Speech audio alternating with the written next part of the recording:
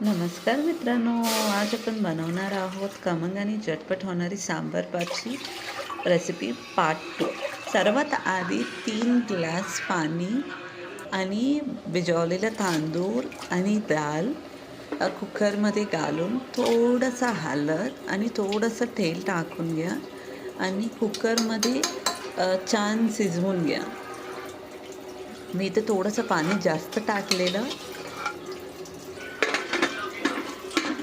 छान असं मिक्स करून कुकर बंद करा आणि कुकरमध्ये चार या 5 विझल काढून घ्या आणि गॅस थोडंसं कमी ठेवा आणि दुसरी पॅनमध्ये थोडंसं तेल गरम करा. मी इथं मस्टर्ड ऑइल वापर करतो आहे. तुम्ही काहीही करू शकता जो अवेलेबल असेल ते. त्यात जिरा, मोहरी आणि थोडासा कढीपत्ता घाला.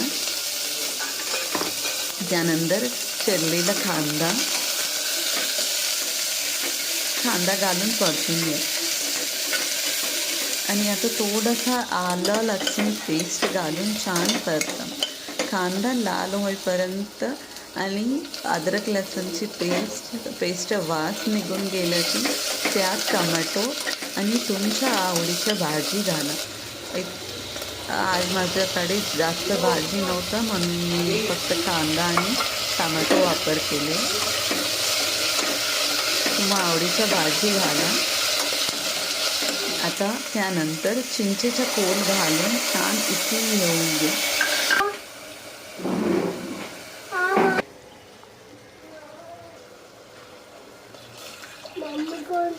त्यात थोडासा हळद, थोडासा तिखट, थोडंसं पाणी घाला आणि छान उकळी येऊन घ्या.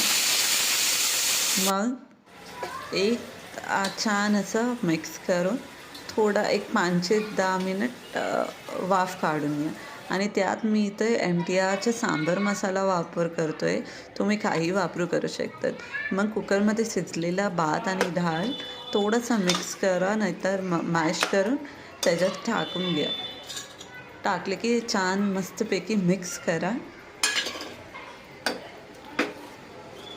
मग शिजवलेलं भात आणि डाळ या मिश्रणात टाका आणि आपला आवडीच्या कन्सिस्टन्सीमध्ये